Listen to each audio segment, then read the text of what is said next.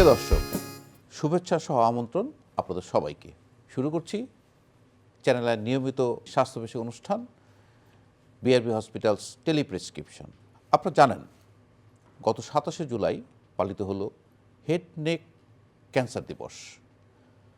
আজকে আমরা এই হেড নেক ক্যান্সার নিয়ে কথা বলবো। আমাদের সাথে স্টুডিওতে আছেন ডাক্তার নুরুল হুদা নাইম, তিনি সহযোগী অধ্যাপক নাক কান গলা ও হেড নেক বিভাগ, Sylhet MAG Osmani medical college ও হাসপাতাল। ডক্টর নাইম, আপনাকে স্বাগত আমাদের স্টুডিওতে। আপনাকে স্বাগত। আমরা প্রথমে আপনাকে জানতে চাই যে অনেক বিষয়ে কিন্তু ডে পালিত হয়, কিন্তু হেড নেক ক্যান্সার ডে এটা আসলে আমরা প্রথম শুনছি। এইটার কারণটা কি দিবসটা পালন করার জন্য এবং কিভাবে আপনারা পালন করেছেন? ধন্যবাদ আপনাকে।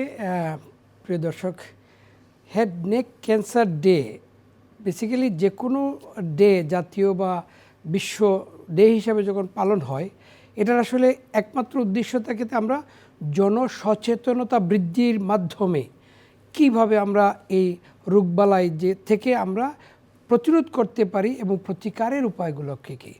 সুতরাং আমরা সবাই জানি যে প্রতিরোধই প্রতিকারের চেয়ে উত্তম। সুতরাং আমরা যদি এই বিষয়গুলোতে সচেতন হই নিজে এবং সমাজে মানুষদেরকে সচেতন করতে পারি, তাহলে কিন্তু আমাদের এই যে রোগবালাই আছে সেটা থেকে আমরা দূরে থাকতে পারবো। হেড নেক ক্যান্সার বেসিক্যালি আমরা বলবো যে নাক কান গলা এবং মাথা যোগ হয়ে যে ক্যান্সারটা হচ্ছে, এটা একটা অনেক বড় একটা আমব্রেলার নিচে বেশ কতটা মানে সাবসাইড আছে। আমরা যেটাকে বলতে চাই, যেমন মুখের উপরে, স্কিনে, নাকে অথবা ঠোঁটে থেকে শুরু করে মুখগহ্বর, তারপরে টনসিল, তারপরে হচ্ছে অরোফেরিংস, তারপরে গলার নিচে যদি যাই আমরা হাইপোফেরিংস এবং লেরিংস, নাকের উপরে গেলে বা পিছনে যখন যাই আছে নেজোফেরিংস, কানে, এই সবগুলা সাইটে যে কোনো এক জায়গায় যদি ক্যান্সার হয় সেটাকে আমরা বলছি হেড নেক ক্যান্সার। তার মানে আপনি বলছেন যে আসলে এই দিবসটা পালন করতে হলো অ্যাওয়ারনেস, মানে আমাকে জানতে হবে মানে এখানে কি কি রোগ হয় বা ক্যান্সার কখন হয় বা ক্যান্সারের প্রাথমিক লক্ষণগুলো কি জানতে হবে এবং সমাজকে জানাতে হবে, সো দ্যাট যে আমরা খুব আর্লি স্টেজেই আমরা ট্রিটমেন্ট নিতে পারি এবং যেন সুস্থ হতে পারি। তো এই হেড নেক ক্যান্সারের যে বিষয়টি, যে আর্লি সিমটম যেটা বলছিলাম, যে আমরা আসলে প্রথম জানতে হলে যে রোগের লক্ষণগুলো কি হতে পারে, কোন ক্ষেত্রে কি হয়, সেই বিষয়গুলো আপনাকে জানতে চাই। ধন্যবাদ আপনাকে। আমরা যদি এই লক্ষণগুলো জানতে চাই, তার আগে আমরা যদি কারণগুলোতে একটু যাই, তাইলে মনে হয় বেশি ভালো হবে। তো কারণ হচ্ছে হেড নেক ক্যান্সারের বেশিরভাগ ক্ষেত্রে যে এক নম্বর কারণ যেটা শরীরের যে কোনো জায়গার ক্যান্সারের জন্য এটা দায়ী, সেটা হচ্ছে ধূমপান। এই ধূমপান এবং তামাকজাত দ্রব্য, এটা আমরা কিন্তু বিভিন্ন ফরম্যাটে এটাকে গ্রহণ করি। হয়তো বিড়ি, সিগারেট, পান, জর্দা, সাদা এগুলা, অথবা কেউ গুল বানিয়ে অনেক সময় গালের ভিতরে রেখে দেন। তো এইগুলা কিন্তু খুবই বিপজ্জনক। অর্থাৎ এটা খুব ধীরে ধীরে মুখের ভিতরে আমাদের যে একটা মানে ঝিল্লি আছে, যেটাকে আমরা মিউকাস মেমব্রেন বলি, এটা কিন্তু খুব স্মুথ থাকে। এবং আপনারা যারা পান খান, প্রিয় দর্শক, আপনারা যদি এখনই আপনার মুখের ভিতরটা একটু হা করে দেখেন, তাহলে দেখবেন ওই জায়গাটার কিন্তু সাদা নাই, ওটা কষকষে হয়ে যায় এবং রাফ হয়ে যায় এবং ধীরে ধীরে ওখানে কিন্তু আলসারেশন ডেভেলপ করে। এবং এই আলসারটা যদি আপনার 2 সপ্তাহের অধিক বা 3 সপ্তাহের অধিক স্থায়ী হয়ে যায়, লক্ষণ কিন্তু এখানেই শুরু হয়ে গেল। অর্থাৎ এই থেকেই দেখা যাবে যে আপনার হয়তো মুখের মধ্যে ক্যান্সার বাসা বাঁধতেছে। সুতরাং আপনাকে সতর্ক হতে হবে। আমরা ধূমপানের পরে মদপান পাশ্চাত্য দেশে অনেক বেশি, আমাদের দেশে সেটার রিপ্লেসমেন্ট হয়ে গিয়েছে সেই পান, সুপারি, জর্দা। এবং আরেকটা লাইফস্টাইলে আমরা অভ্যস্ত হয়ে গিয়েছি এখন, যে আমরা ফাস্ট ফুড বা পানীয় বেভারেজ জাতীয় যে খাবারগুলা, প্যাকেট জাতীয় খাবার, যেগুলো প্রিজারভেটিভগুলো কিন্তু ক্যান্সার উদ্রেক করে, সুতরাং এটাকে বলা আমরা ক্যান্সারাস। সুতরাং এই ফাস্ট ফুড এবং যে প্যাকেট জাতীয় খাবার, এগুলোকে আমাদেরকে বর্জন করতে হবে। এগুলো কিন্তু অন্যতম কারণ। ইতিমধ্যে দেখা যাচ্ছে যে ইদানিং যে বিষয়টা আমরা খুব অ্যালার্মিং পাচ্ছি, সেটা হচ্ছে হিউম্যান প্যাপিলোমা ভাইরাস। অর্থাৎ এই ভাইরাসটা বেসিক্যালি আগে আমরা জানতাম যে মেয়েদের জরায়ুর মুখের ক্যান্সারের জন্য দায়ী ছিল। এখন কিন্তু আমরা ওরাল ক্যান্সারে কিন্তু ওরাল থেকে শুরু করে লেরিংস পর্যন্ত এই হিউম্যান পেপিলোমা ভাইরাসের কারণে অনেক রোগ হয়ে যাচ্ছে এবং এটার প্রধানতম কারণ হচ্ছে আমাদের উচ্ছৃঙ্খল জীবনাচার। আমরা এই উচ্ছৃঙ্খল জীবনাচারের মাধ্যমে কিন্তু ক্যান্সারটাকে ইনভাইট করে নিয়ে আসছি। সুতরাং এইগুলার সাথে আমরা যে লক্ষণ দেখলে মনে করব যে আমার ক্যান্সার হচ্ছে, সেটা হলো মুখে একটা ক্ষত বা গা হলো, যে গাটা আমাদের নর্মাল যে আমরা চিকিৎসা করব এই চিকিৎসাতে সে ভালো হবে না। তাহলে এই ক্ষতটা 3 সপ্তাহের অধিক যদি স্থায়ী হয়ে যায় তাহলে সেটা কিন্তু ক্যান্সার ধরে নিতে হবে এবং সেই ক্যান্সারের জন্য আপনি অবশ্যই ডাক্তারের কাছে যেতে হবে। ডাক্তার পরীক্ষা করবেন, ওখান থেকে ছোট্ট একটু মাংস হয়তো পরীক্ষার জন্য দিবেন। এইখানে একটা বিপত্তি দর্শক আপনাদের আমি বলতে চাই, যেটা আপনারা অনেক সময় এই কাজটাতে অনেকেই বাধা দেন, ওনারা রাজি হন না, মানে নট এগ্রিড যে আমি এখান থেকে ছোট্ট এক পিস মাংস নিব। ওনার এত বড় একটা আলসার আছে কিন্তু তারপর উনি বলবে যে এটা নিলে আমি খাইতে পারবো কিনা। তো আসলে এটা কোনোভাবেই মানে অ্যাভয়েড করার কোনো সুযোগ নাই। যত তাড়াতাড়ি আপনি এটা পরীক্ষা করে রোগটা ধরতে পারবেন তত আপনার ভালো হবে। আমরা মুখ থেকে যদি চলে যাই, টনসিল বা মুখগহ্বর বা মানে জিহ্বার সাইডে মাঝখানে এইখানেও কিন্তু অনেক সময় আলসার হয় এবং আগলি লুকিং আলসার, এটা ভালো হয় না এবং কোনো কোনো ক্ষেত্রে সেটা গুটি বা ফুলার মতো হইতে পারে। তো এইগুলো হলো মুখের ভিতরে। গলার ভিতরে গেলে আমরা টনসিল বা টাং বেইজে এবং হাইপোফেরিংসে পাইরিফর্ম ফোসাতে হইতে পারে, অথবা ওই যে লেরিংস যেটা আমরা ভয়েস বক্স বলি, কথা বলি, সেখানেও কিন্তু হইতে পারে। তাহলে লক্ষণের মধ্যে প্রথমেই দেখা যাবে যে স্বরভঙ্গ হয়ে গিয়েছে। যদি আপনার বয়স 40 বছর হয়, আপনার গলার স্বরভঙ্গ যদি 2 সপ্তাহের অধিক স্থায়ী হয়, ধরে নিতে হবে নিশ্চিত আপনার কোনো অসুখ হয়ে গিয়েছে, মানে ক্যান্সার জাতীয় কোনো ক্যান্সার থাকতে পারে। হ্যাঁ, মানে আমরা এই সময় ধরে নিব যে ক্যান্সার হয়েছে। যদি আমরা প্রমাণ করে পাই যে না এটা ক্যান্সার না, শুধু একটা টিউমার হয়েছে, সেটা আলাদা ব্যাপার, বাট ধরে নিতে হবে সেখানে ক্যান্সার হচ্ছে। গলার স্বরভঙ্গ আরেকটা লক্ষণ হচ্ছে যে খাওয়ার সময়ে মুখের বা গলার একদিকে কাটা কাটা একটা ফিলিংস বা অনুভব হবে এবং একই সাথে এই কাটা কাটা যে সাইডে আপনার ফিলিং হচ্ছে ডান বা বাম পাশে, ওই পাশের কানেও কিন্তু একই ব্যথা করবে। তাই এইটা হলেও ধরে নিতে হবে যে আপনার ক্যান্সার হয়েছে। সুতরাং এই আরেকটা হচ্ছে যে আমরা যখন কাশি দেই তখন কাশির সাথে রক্ত আসা, গলার স্বর হয়তো বঙ্গ নাই, খাবারে একটু ডিসফেজিয়া বা আমরা যেটাকে বলি গিলতে অসুবিধা হয়, সেই ক্ষেত্রে আবার কাশির সাথে রক্ত আসে, তাইলে বুঝতে হবে গলার ভিতরে মাংস বৃদ্ধি হয়েছে এবং এখান থেকেই কিন্তু রক্তটা যাচ্ছে। তাহলে আমরা লক্ষণগুলোকে যদি আমরা আবার একটু বলি যে কোনো ক্ষত বা ঘা যেটা 3 সপ্তাহের অধিক স্থায়ী আপনার ভালো হচ্ছে না, তাইলে এটা ক্যান্সার ধরে নিতে হবে। কোনো গুটি বা ফুলান আমাদের নেকে বাইরের দিকে যদি হয়, তাহলে এখানে একটা বিষয় ধরে নিতে হবে যে বেশিরভাগ ক্ষেত্রে কিন্তু এইটা হয় সেকেন্ডারি, অর্থাৎ প্রাইমারিটা মুখের ভিতরে, গলার ভিতরে, অথবা আপনার বুকের ভিতরে ফুসফুসে, অথবা পেটের ভিতরে হইতে পারে, কিন্তু নেকে একটা ফুলা চলে আসতে পারে। তখনও কিন্তু আপনি অবশ্যই সতর্কতার সাথে তাড়াতাড়ি ডাক্তারের শরণাপন্ন হতে হবে। এখানে যে বিপত্তিটা ঘটে সেটা হচ্ছে যে যেহেতু কোনো পেইন করে না, সহজে কোনো ডিস্টারবেন্স করে না, এই জন্য আমাদের দেশের রোগীরা কিন্তু খুব সহজে ডাক্তারের কাছে যেতে চান না এবং ওনারা যখন আসেন, অর্থাৎ এন্ড স্টেজ, হয়তো স্টেজ 3 বা 4 যখন হচ্ছে, তখন গলায় আসা মানে স্টেজ 3, ভিতরে যখন স্টেজ 4 হয়ে যাচ্ছে তখন কিন্তু আসেন, যখন আমাদেরও পিঠ দেয়ালে ঠেকে যায়। তার মানে আমি আসলে যেটা আপনার কাছে যেটা জানলাম যে প্রাথমিক লক্ষণগুলো জেনে একজন রোগীকে তার ডক্টর শরণাপন্ন হতে হবে। মানে খুব আর্লি স্টেজে যদি তার ক্যান্সারটা ডায়াগনোসিস করা যায় তাহলে তার চিকিৎসা সম্পূর্ণ সুস্থ হওয়া সম্ভব ক্যান্সার থেকেও। কিন্তু আমরা যেটা দেখি, যেটা আপনি বললেন যে আমরা দেখি যে আসলে একটু এন্ড স্টেজে বা যারা রোগটা আসলে বিপত্তি, যখন ব্যথা শুরু হয় তখন তারা আসে, তখন কিছু করার থাকে না। তো সেই জন্য আমাদের অ্যাওয়ারনেসটা মানে সচেতনতা খুব জরুরি। তো সেক্ষেত্রে আমরা যেটা বলতে চাই যে হেড নেক ক্যান্সার কিন্তু ইদানিংকালে অনেক বেড়েছে, হয়তো আপনি যে আমাদের লাইফস্টাইলের কথা বলেছেন সেই কারণে হতে পারে। আচ্ছা, এই যে পদ্ধতিগুলো যেটা বলছেন সেটা হলে একজন রোগী কোথায় যেতে হবে, মানে সে কোথায় যাবে? এই খুবই সুন্দর একটা প্রশ্ন করেছেন। তো আমরা যেটা একটু দর্শকদের আশ্বস্ত করতে চাই সেটা হচ্ছে যে এই হেড নেক ক্যান্সার 50%-এর বেশি কিন্তু প্রতিরোধযোগ্য। অর্থাৎ আমরা এই যে নিয়মকানুনটা যদি মানি এবং সুন্দর একটা লাইফস্টাইল আমরা মেনটেইন করি, তাহলে কিন্তু অধিকাংশ হেড নেক ক্যান্সার প্রতিরোধযোগ্য। এরপরও যেটা হচ্ছে যে লক্ষণ দেখা দিলে আমরা অবশ্যই ডাক্তারের শরণাপন্ন, কোন ডাক্তারের কাছে যাব।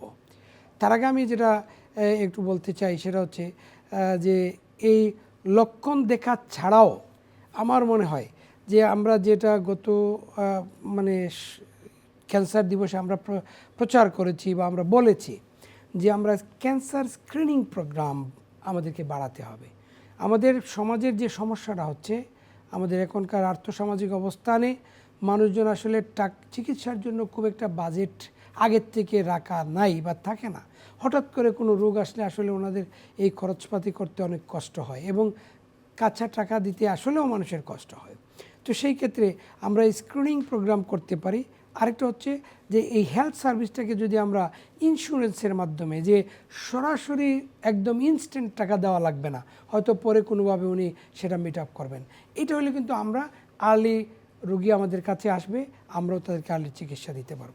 এই বিষয়টা যেটা ইন্স্যুরেন্সের কথা বলেছেন, আমরা দেখেছি যে পাশ্চাত্য দেশে, আমেরিকা, ইংল্যান্ডে কিন্তু ইন্স্যুরেন্স আছে। একজন মানুষ যখন হসপিটালে যায় তাকে টাকা পে করতে না, ইন্স্যুরেন্স কোম্পানি তাকে পে করে।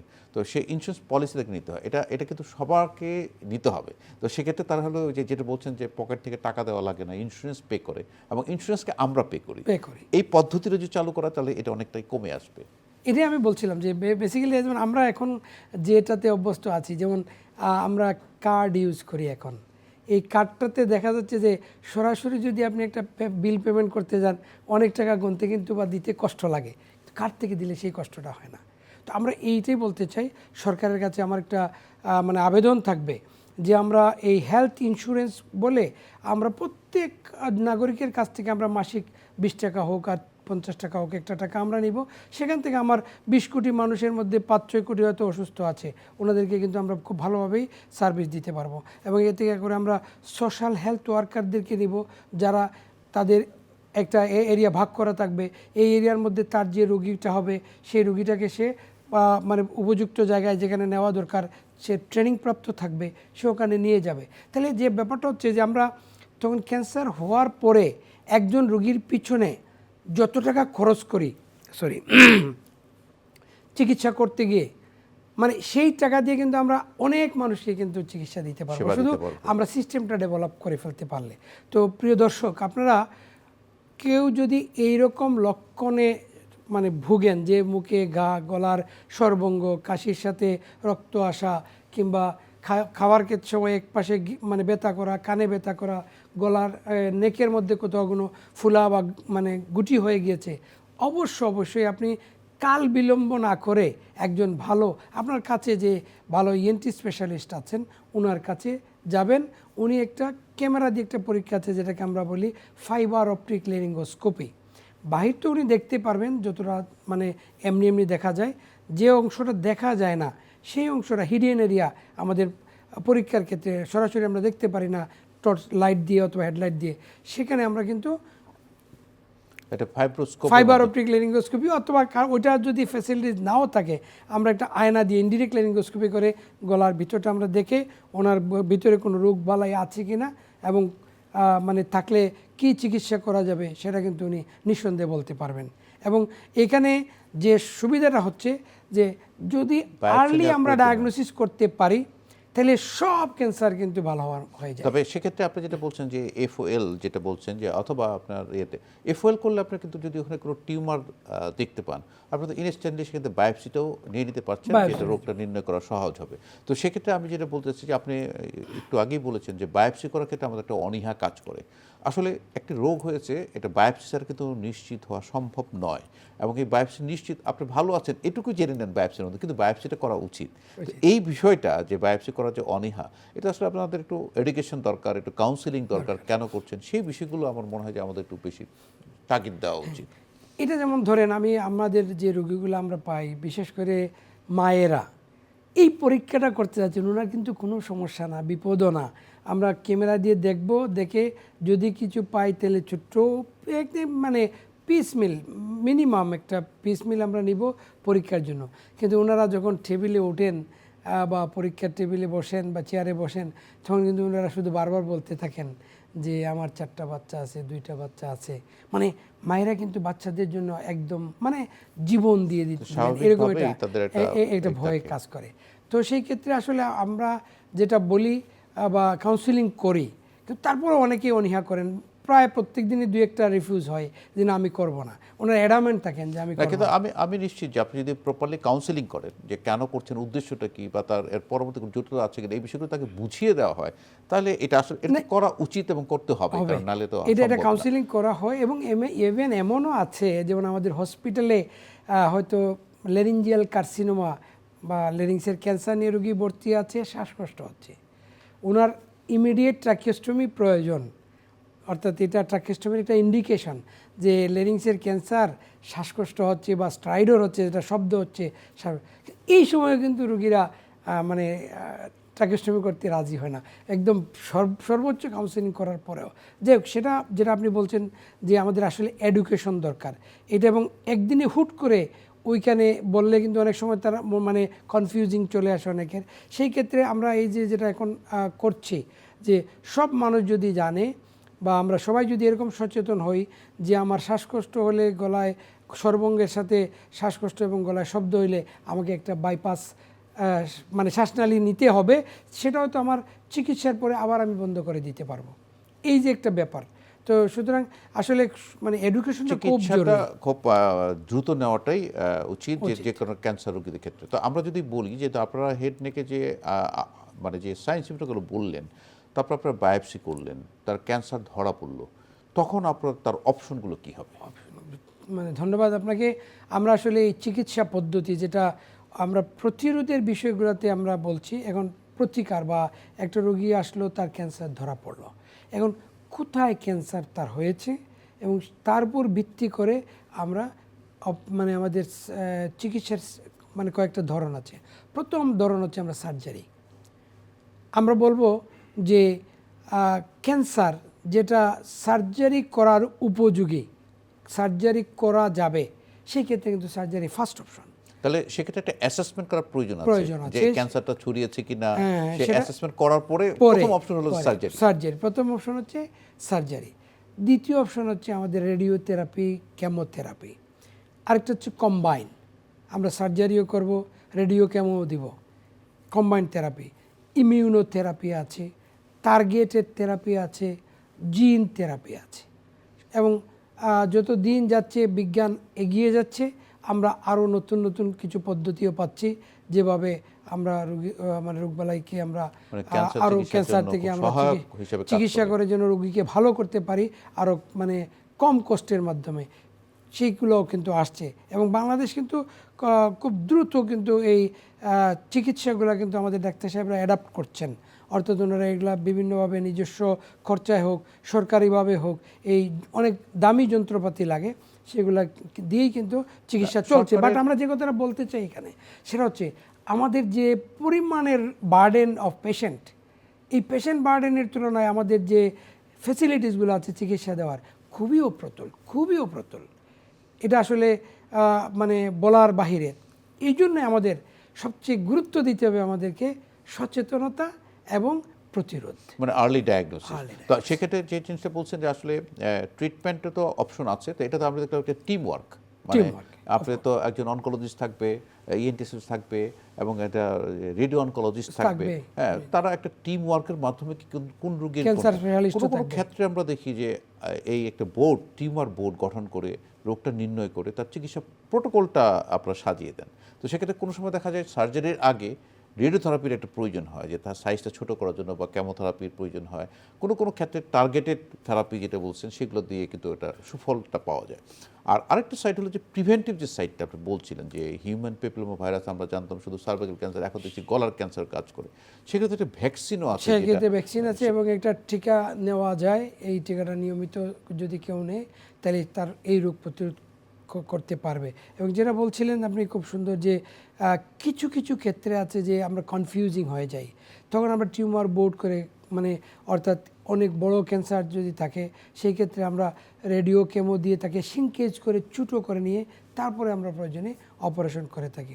আরেকটা বিষয় খুব গুরুত্বপূর্ণ আমি বলবো, সেটা হলো যে আমাদের লেরিংসের ক্যান্সারের ক্ষেত্রে সেটা হচ্ছে স্টেজ 1 বা 2 এরকম যদি হয়, স্টেজ 1-2, সেই ক্ষেত্রে কিন্তু সার্জারিও করা যায়, রেডিওথেরাপিও দেওয়া যায়।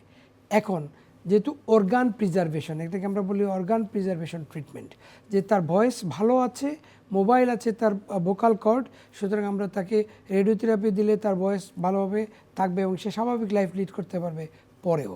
ইভেন আমাদের যে এখন মডার্ন টেকনোলজি আমরা যেটা ব্যবহার করি, যে micro laryngeal surgery with the help of laser অথবা কবলেশন অথবা আরও রেডিও ফ্রিকোয়েন্সি, তো যখন যেটা তো এই লেরিংসের ক্ষেত্রে আমরা সবচেয়ে বেশি ইউজ করি CO2 লেজার। তো এই লেজারের মাধ্যমে যদি আমরা এই স্টেজ 1-2-কে অপারেশন করে দিতে পারি, সেই ক্ষেত্রেও কিন্তু রোগীর ভয়েস ভালো থাকে এবং সে সুস্থ হয়ে যায়। এবং যেটা হয় যে রেডিওথেরাপি দিতে গেলে তাকে অনেক সময় ব্যয় করতে হয়, কারণ সপ্তাহে 5টা 2 দিন রেস্ট, এইভাবে করে 33টা দিতে গেলে তাকে 1.5 মাসের মতো সময় ব্যয় করতে হয় চিকিৎসা পারপাসে। পাশাপাশি রেডিওথেরাপির কিন্তু হ্যাজার্ডও বেশি। তো সেই কারণে এখন মোটামুটি যেহেতু আমরা অ্যান্ডোস্কোপিক এবং মাইক্রোলেরিঞ্জিয়াল সার্জারি আমরা করতে পারছি, সেই ক্ষেত্রে দেখা যাচ্ছে যে এই সময়ে কিন্তু আমরা অর্গান প্রিজার্ভেশন সার্জারিও করতে পারি। তার মানে আপনি বলছেন যে আসলে যে অর্গান প্রিজার্ভেশন এবং সার্জারি দুটো কিন্তু একসাথে হতে পারে, এবং আপনি কিছু কথা বলছেন লেজার একটা নতুন চিকিৎসা, সেক্ষেত্রে কিন্তু সে সুফলটা সে পেতে পারে। কিন্তু আমি যে বিষয়টা জানতে চাচ্ছি, যে ধরেন আপনারা বলেছিলেন যে ট্রাকিওস্টমির কথা, এটা কিন্তু সবাই কিন্তু অনীহা পোষণ করে, যেমন সিএ ল্যারিংস, তার এই বিষয়টা হলো কি তাকে ব্যাখ্যা করার প্রয়োজন আছে যে সিএ ল্যারিংস তার শ্বাসনালী বন্ধ হয়ে গেছে, উপর থেকে বাতাস এখন সে যদি আপনি অপারেশনটা না করে দেন, বিকল্প একটা শ্বাসের পথ তৈরি করে না করে দেন, তাহলে তো সে দম ফেলতে পারবে না, সে কিন্তু মানে মৃত্যুর দিকে ধীরে ধীরে ঝুঁকে পড়বে। সেই কারণে তো ট্রাকিওস্টমিটা খুব ইম্পর্টেন্ট এবং সেই সার্জারির ক্ষেত্রে কিন্তু অনেকের অনীহা থাকে। তো আমরা যেটা বলতে চাই যে এখানে হচ্ছে সমন্বিত চিকিৎসা প্রয়োজন, সার্জারির পাশাপাশি আপনার কেমোথেরাপি, রেডিওথেরাপি প্রয়োজন আছে। আর যদি একটি রোগী প্রাইমারি স্টেজে আসে, এখনো ছড়িয়ে যায় নাই, সেক্ষেত্রে আপনারা আসলে কি অপশন করেন খুব সংক্ষিপ্ত আকারে, মানে সার্জারির মাধ্যমে আপনারা এটা এই যখনই যে ক্যান্সারটাকে সার্জারি করে আমরা ইরাডিকেট করতে পারবো, আমরা তো ইতিমধ্যে তার সিটি স্ক্যান, MRI, প্রয়োজনে প্যাট স্ক্যান, এইগুলা করে যখন দেখবো যে কোথাও তার ছড়ায় নাই, শুধু ওই জায়গায় কনফাইন্ড আছে, সেই ক্ষেত্রে কিন্তু আমরা সার্জারি করি। আপনি জেনে খুশি হবেন প্রিয় দর্শক যে এমনও আছে যে আমরা হয়তো জিহ্বার অর্ধেকটা ফেলে দিচ্ছি, পুরা জিহ্বা ফেলে দিচ্ছি, আবার শরীরের অন্য অঙ্গ থেকে আমার মাংস চামড়া এনে আমরা এইটা মানে আবার প্রতিস্থাপন করে দিচ্ছি। এবং দেখা যাচ্ছে যে কারো কারো ক্ষেত্রে হয়তো দেখা যাচ্ছে যে মুখের বা গলার বিশাল মানে স্কিন নষ্ট হয়ে গিয়েছে ক্যান্সারে, এই স্কিন ফেলে দিয়ে আমরা কিন্তু রিকনস্ট্রাকটিভ সার্জারি যেটাকে বলি, যে আমরা হয়তো বুকের এখান থেকে পুরা মাংসটাকে নিয়ে ওইখানে তার ব্লাড সাপ্লাই কিন্তু তার আসলটাই থাকে। কোনো কোনো ক্ষেত্রে আমরা হাত থেকে ফ্রি মাইক্রোভাস্কুলার ফ্ল্যাপ নিয়ে তাকে আবার, যেমন বিশেষ করে মুখের আশেপাশে বা টুট কেটে ফেললে, এগুলোতে আমরা ফ্রিজ বা মানে মাইক্রোভাস্কুলার ফ্ল্যাপ যেগুলো করা হয়। সুতরাং সার্জারি কিন্তু বেশ অ্যাডভান্স হয়েছে। এবং আমি বলবো যে আমার পার্সোনাল মত, যে ক্যান্সারটাকে সার্জারি করে আমি একদম ইরাডিকেট করতে পারবো, তাকে অবশ্যই প্রথম অপশন হচ্ছে। অনেক ধন্যবাদ ডক্টর নুরুল নাঈম, আপনি সুন্দর করে আমাদের হেড নেক ক্যান্সার সম্পর্কে অনেক কিছু বললেন। নিশ্চয়ই যারা শুনছেন, আমাদের সাথে ছিলেন, তারা এই বিষয়টি সম্পর্কে জানতে পারলেন। আপনাকে ধন্যবাদ। আপনাকে ধন্যবাদ। প্রিয় দর্শক, আপনারা আমাদের সাথে থাকার জন্য ধন্যবাদ। প্রিয় দর্শক, হেড নেক ক্যান্সারের যে লক্ষণগুলো আমরা শুনলাম, যে যদি ঘা থাকে মুখের ভিতরে 2 সপ্তাহের অধিক, এবং যদি স্বরভঙ্গ থাকে বা শরীরের বিভিন্ন যে গোটাগুটি থাকে, তাহলে আপনি ধরে নিতে হবে যে বডিতে ক্যান্সার থাকতে পারে। সেক্ষেত্রে একজন বিশেষজ্ঞ চিকিৎসকের পরামর্শ নিয়ে আপনাকে পরীক্ষা নিরীক্ষার মাধ্যমে নিশ্চিত হতে হবে। জেনে রাখা ভালো, যে কোনো টিউমার প্রাথমিক পর্যায়ে ধরা পড়লে তার চিকিৎসা করলে আপনার শতভাগ ভালো হওয়ার সুযোগ রয়েছে। কিন্তু যদি দেরি করে আমরা চিকিৎসা নিতে যাই বা ক্যান্সার ছড়িয়ে যায়, সেক্ষেত্রে এই চিকিৎসা ফলপ্রসূ হয় না। দর্শক, ভালো থাকুন, সুস্থ থাকুন, নিরাপদেই থাকুন।